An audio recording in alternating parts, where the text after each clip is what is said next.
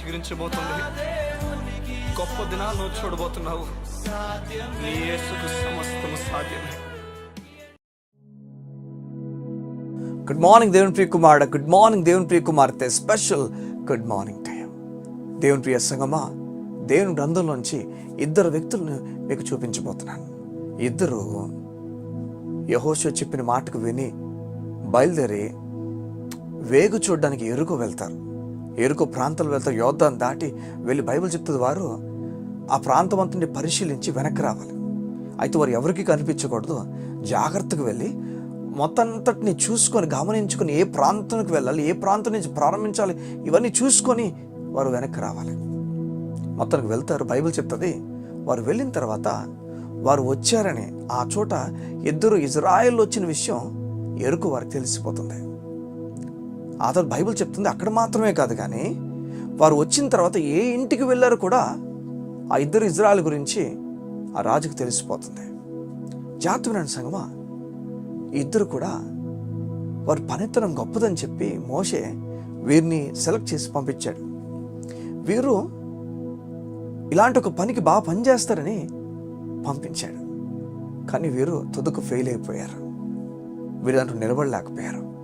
ఈ ఉదయం దేవునితో మాట్లాడుతున్నాడు. నీ పనిలో నువ్వు ఫెయిల్ అయిపోయావా? ఎప్పుడు చేస్తున్న పనే కానీ నువ్వు ఫెయిల్ అయ్యి నిరాశపడిపోయావా? అయ్యో అని బాధపడుతున్నావా? ఈ ఉదయం దేవునితో మాట్లాడుతున్నాడు. ఏం చేయాలో అర్థం కావట్లేదండి, ఏమీ తోచట్లేదండి, నా హృదయం అంతా బాధతో నిండిపోతుందండి, ఎటువల్ల అర్థం కావట్లేదని నిరాశపడిపోయిన వ్యక్తిగా వీరిద్దరు వారే మౌనం ఉండిపోయావా? ఇద్దరు ఎవరికి కనిపించకుండా వెళ్ళాలి. ఎలా కనిపించారో, ఎలా తెలిసిపోయిందో ఎరుకో పట్టణంలో వారికి తెలిసిపోయింది. సగమా, ఈ నీ పరిస్థితి ఎలా ఉంది?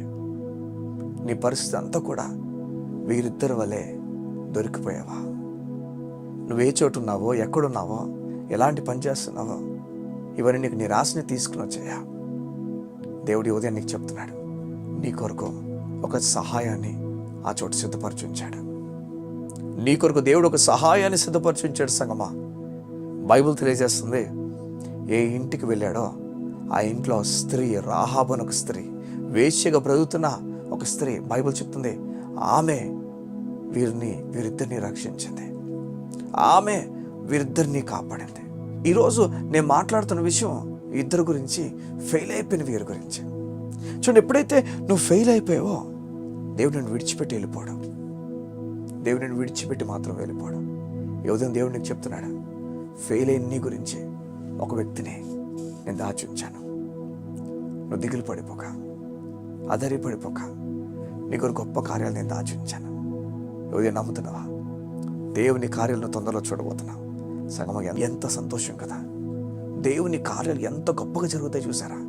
ఈ ఉదయం దేవుడు నీతో మాట్లాడి చెప్తున్నాడు, నువ్వు దిగులు పడక. ఈరోజు ఫెయిల్ అయిపోయావేమో, కానీ నీ కొరకు దేవుడు ఎవరిని సిద్ధపరచాలో వారిని సిద్ధపరుస్తున్నాడు. నువ్వు దిగులు పడిపోకుండా ఆయన మీద ఆధారపడి ముందుకు వెళ్ళు. నేను నమ్ముతున్నాను, గొప్ప కార్యాలను చూడబోతున్నా. కళ్ళు మూసుకుంటావా? ఈ ఉదయం నీ గురించి ప్రార్థన చేస్తాను. మా ప్రియ పరలోకపు తండ్రి, నీ బిడ్డలు ఏ విషయంలో ఫెయిల్ అయిపోయారో నాకు తెలియదు, ఏ విషయంలో వీరు నిరాశపడుతున్నారో తెలియదు.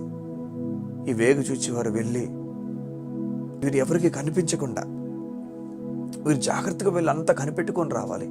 అలాంటి వారు వారి పనిలో వీరు ఫెయిల్ అయిపోయారు.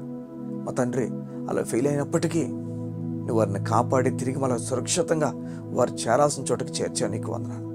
ఏ ఉదయమున నీ బిడ్డలు ఎవరైతే వారి జీవితంలో ఫెయిల్ అయిపోయారో, ఇక నా జీవితం ఏమైపోతుందని నిరాశపడిపోయారో, నేను ఎంత అప్పు తీసేసుకున్నానే, ఎంత కుటుంబాన్ని బాధ పెట్టాను, నేను వీటిలో ఫెయిల్ అయిపోయినా, ఉద్యోగ విషయంలో ఫెయిల్ అయిపోయినా, సరిగా చేయలేకపోయాను, నిరాశపడుతున్నా బిడ్డలు ఎవరైతే ఉన్నారో ఈ ఉదయం వారికి దేవుని సహాయమును ప్రకటించుచున్నాను. దేవుని సహాయమును ప్రకటించుచున్నాను. దేవుని బిడ్డలకు సహాయమును ప్రకటించుచున్నాను. అతను నీ బిడ్డలకు గొప్ప సహాయం ఇచ్చి, బలం ఇచ్చి, నీ బిడ్డలకు ఆదరించి నడిపించమని అడుగుతాం. యేసుని ప్రార్థించుచున్నాము తండ్రి. ఆమేన్, ఆమేన్. దేవుని బిడ్డ, దేవుని కుమారుడు, కుమార్తె, దేవుని సహాయంలో చూడబోతున్నాం. దిగులు పడతాం, జడిసిపోతాం, కంగారు పడతాం, గొప్ప కార్యాలను చూస్తాం. God bless you. See you tomorrow.